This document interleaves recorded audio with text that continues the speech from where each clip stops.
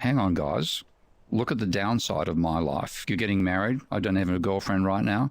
You've all got secure jobs. I'm unemployed. You own a house. I haven't even got a car. Look at the downside of my life. And the bloke who was the kingpin of that group, they're a very innovative bunch of guys in the student revolt. And so he said, Steve, we would still all rather have done what you have done. And they did accounting because it was safe. They were bored shitless. The influential contrarian economist, Steve Keen. Brilliant economist that criticizes much of modern economics. He is someone that each and every one of us has to listen to, whether we agree or disagree. Here's Steve Keen. Well, this is the most personal part of my little discussion here with Lex. But let's have a listen. In terms of life, my life is pretty chaotic in many ways. My friends and family will tell me that every opportunity. But I'll tell you an example of a really funny incident that occurred to me, because I led this student revolt at Sydney University, as I mentioned, when I was 20 years old. This is great. And then in my, I think about 28 or so, I went to a restaurant one night and I found a bunch of guys who'd done accounting at the university, but also been part of the student revolt. So they hadn't seen me for about a decade, and they said, what have you been doing, Steve? And I talked about what I'd done. So I'd been a school teacher for a while. I then worked in overseas aid. I was doing computer programming at the time. So I explained it to all of them. And they were at a Bucks night, one of them having a wedding coming up the next week. And one of them said, I wish I'd done that. And there was silence around the table. It was obviously silent agreement. And I looked at them and said, hang on, guys. Look at the downside of my life. You're getting married. I don't have a girlfriend right now. You've all got secure jobs. I'm unemployed. You own a house. I haven't even got a car. Look at the downside of my life. And the bloke who was the kingpin of that group, they're a very innovative bunch of guys in the student revolt. And so he said, Steve, we would still all rather have done what you have done. And they did accounting because it was safe. Yeah. They were bored shitless.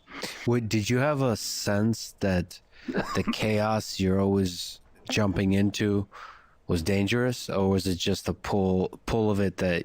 I simply couldn't not do it. Yeah. There was part of me that I couldn't swallow this economic stuff. Once I was exposed to why it was so wrong, then I was on a crusade to make it right.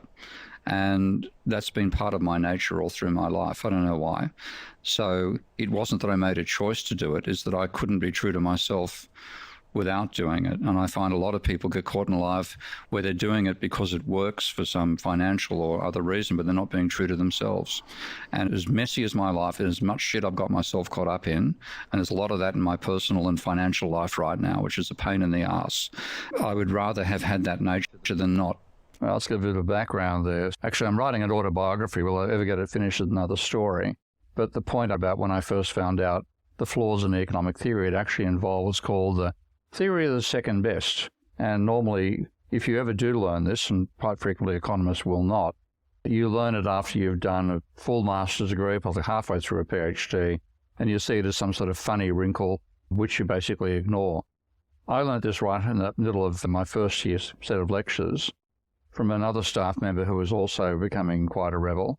And he pointed out that if you 2 steps away from what economic theory says is perfection, and you take 1 step towards it, you'll actually make the social situation worse. And I thought, what's going on here? It can't be right. Must be something wrong with the theory. That's when I started reading the journals, as I illustrate over here. And that led to me leading the student revolt at Sydney University, which looked like this to some extent. Pity it's all the photos are black and white from those days, but that's a bunch of students demonstrating in the main quadrangle at Sydney University in favour of a department of political economy. And I was one of those, somewhere in there. And then after doing that work, I was a school teacher for a short while. And then I got a job working at an overseas aid organisation.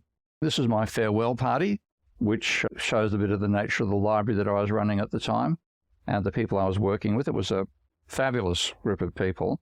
And again, people who were doing what they were doing because they believed in social equality, reform, better society, and so on, rather than doing it for money. And that led to all sorts of other weird activities. Ultimately, after I resigned from there, that, by the way, is me at the age of 18, I think.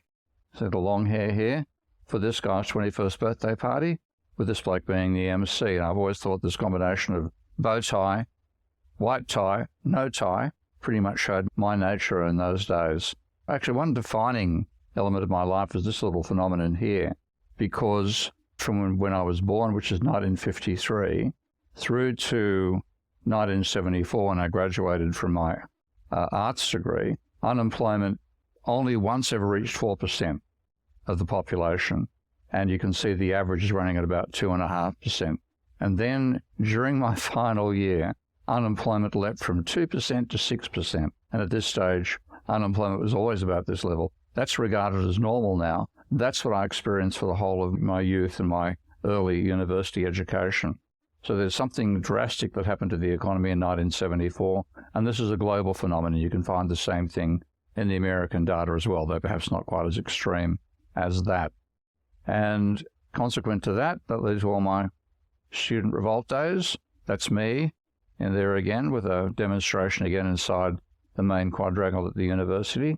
A few more signs of the student rabble-rousing that went on to push the university to enable a department that taught something other than neoclassical economics to be formed. That's all of us occupying the Vice-Chancellor's office at one stage. That's the library I ran, which was part of the Overseas Aid Organisation's contributions. In November 1981, I took a group of 6 Australian journalists to a meeting with about 25 or 30 Chinese journalists right at the end of the reign of Madame Mao. We were there during the trial of Madame Mao and her friends, who were known as the Gang of Four. And this was the beginning of the liberalisation of China, which is quite a remarkable thing to experience at that very early stage. I also spent some time in the computing industry. I met the developer of the D-Base, the first major computer database program. That's an interview with Wayne. So I spent a hell of a lot of time being a leading software reviewer for a couple of the 2 major Australian computing magazines back in what you might call the Cambrian period of computing. So I got to see an enormous range of computer software. Anything I wanted to see, I could get a copy of sent to me a couple of days later or on the same day. This is all part of what went into my knowledge about how to design Ravel when that finally started happening. So I had a weird career involving school teaching, overseas aid, computer journalism, and then finally a school teacher, and ultimately leading to becoming an academic. And there's no way that I could describe that as a deliberate career. It was just what happened as I was going through. This is the farewell invitation to my working at the Overseas Aid Organisation. I decided to have a bit of a dig at the personality types that get involved in that area. So I've led a crazy life, and the one thing I can say, yes, I've been true to myself. I haven't exactly taken care of my own financial situation, which has dominated a lot of other people. That's meant various difficult periods in my life, but at the same time, I'm not going to regret not having lived up to what I wish to do in life. And what I found with my talking to my accounting friends, that they were bored by having made the decision to be safe. Now, not everybody can lead the life that I've led. You do have to get a secure job most of the time. You do have to make sure you're financially secure as best as you can manage to do that. So the constraints of our society force us into various compromises. I'm lucky that I managed to evade those constraints, and I think the crazy background that I had, working in journalism, working in computing, becoming an academic later, gave me a breadth of approach to life that was very hard for other people to match. I thought I'd be behind the 8 ball when I came an academic. In fact, that breadth of experience, particularly the combination of journalism and working in computing, gave me an advantage. I could see the world in a different way, and that's what I try to teach in my courses. If you want to learn 50 years plus of real economics from me in only 7 weeks, go to apply.stevekeenfree.com. If you qualify, you can attend my lectures, ask me questions personally every week, and interact with a great group of like-minded people.